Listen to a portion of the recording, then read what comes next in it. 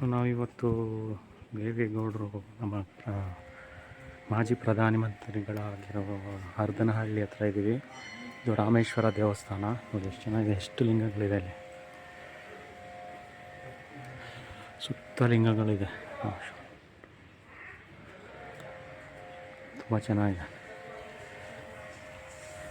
1 ಗಂಟೆ ಕ್ಲೋಸ್ ಮಾಡ್ತಾರೆ. ದೇವಸ್ಥಾನ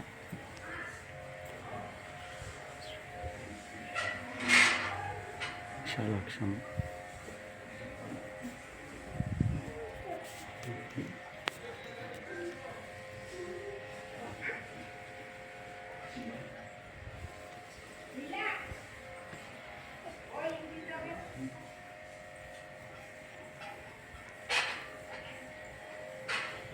ತುಂಬ ಹಳೆ, ಇದಕ್ಕೆ ರಾಮನಾಥಪುರ ಅಂತ ಹೆಸರು ಬಂದಿರೋದು. ಸೊ ಇಲ್ಲಿ ವಿಶೇಷವಾಗಿ ರಾಮೇಶ್ವರ ದೇವಸ್ಥಾನ, ಚಂಡಿಕೇಶ್ವರ ನೋಡಿ, ಇದು ಸುತ್ತು ಲಿಂಗಗಳಿವೆ.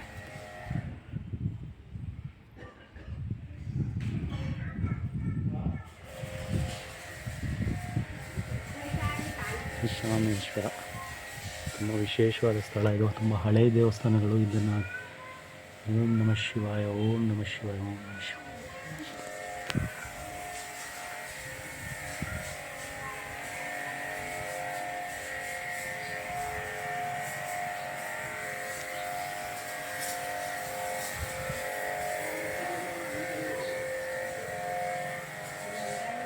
ಸೊ ಇವಾಗ ಶಿವರಾತ್ರಿಗೋಸ್ಕರ ಎಲ್ಲ ತೊಳಿತಾ ಇದ್ದಾರೆ,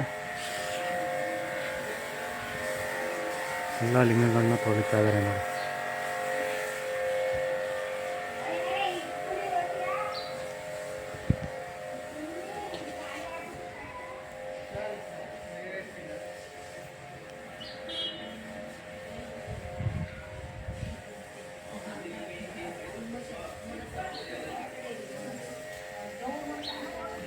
ಸೊ ಇಲ್ಲಿ ವಿಶೇಷವಾಗಿ ಬಂದು ದರ್ಶನ ಮಾಡ್ಬೋದು ಅಂತ ಹೇಳ್ತೀನಿ. ಒಳ್ಳೆ ಥ್ಯಾಂಕ್ ಯು. ಇದು ನೋಡಿ ಕಾವೇರಿ ನದಿ ಓಡುವಂಥ ಸ್ಥಳ. ಇದು ತುಂಬ ವಿಶೇಷವಾಗಿದೆ. ಎಲ್ಲ ಮೀನುಗಳಿಗೆ ಇಲ್ಲಿ ಹಾಕ್ತಾಯಿದ್ದಾರೆ, ಪೂರಿ ಇದೆಲ್ಲ ಹಾಕ್ತಾಯಿದ್ದಾರೆ. ವಿಶೇಷವಾಗಿದೆ ಸ್ಥಳ.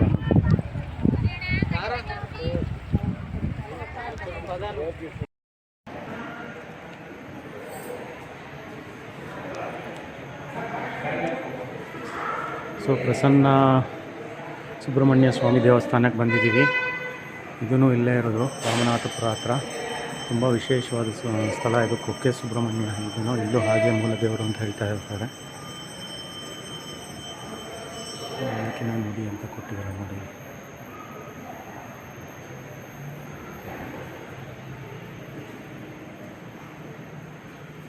ಜೀವನದ ನೀತಿ ಸೂತ್ರಗಳು.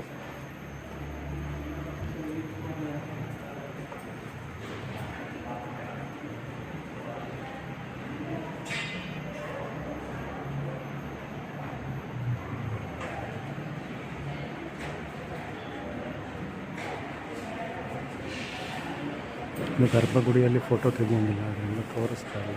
ಸೊ ಅಲ್ಲಿಗೆ ಸ್ಟಾಪ್ ಮಾಡ್ತೀವಿ.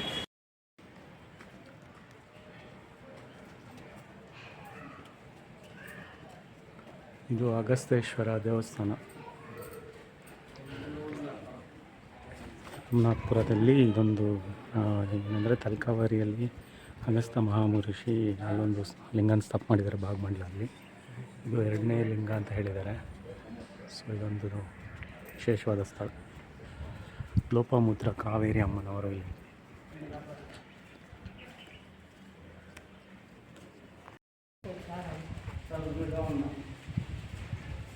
ತುಂಬ ಚೆನ್ನಾಗಿದೆ ಸ್ಥಳ.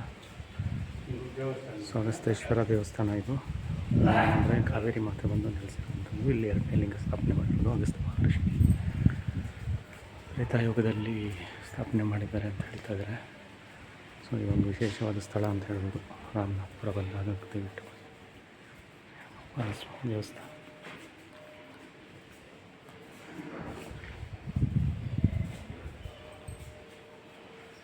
ತುಂಬ ಹಳೆಯ ದೇವಸ್ಥಾನ.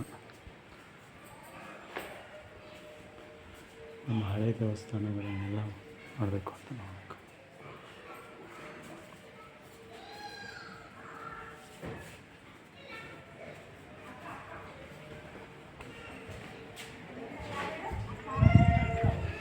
ಇವಾಗ ನೆಕ್ಸ್ಟ್ ಪಟ್ಟಾಭಿರಾಮ ದೇವಸ್ಥಾನಕ್ಕೆ ಹೋಗೋಣ. ಈ 4-5 ದೇವಸ್ಥಾನ ಇದೆ ಇಲ್ಲಿ, ತುಂಬ ವಿಶೇಷವಾದ ಸ್ಥಳ.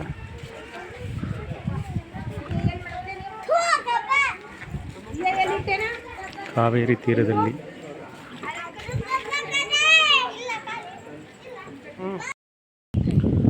ಸೊ ಇವಾಗ ದೇವಸ್ಥಾನ ಕ್ಲೋಸ್ ಆಗಿದೆ, ಅದರಿಂದ ನಮ್ಮ ರಾಮನಾಥಪುರ ಎಲ್ಲ ಮುಗೀತು. ಸ್ನಾನ ಮಾಡಿ ಕಾವೇರಿಯಲ್ಲಿ ಎಲ್ಲ ಮುಗೀತು. ಸೊ ದರ್ಶನ ಆಯಿತು, ಹರಕೇಶ್ವರ, ರಾಮೇಶ್ವರ ಎಲ್ಲ ದರ್ಶನ ಆಯಿತು. ಸೊ ಇಲ್ಲಿಗೆ ಮುಗಿಸ್ತಾ ಇದ್ದೀನಿ.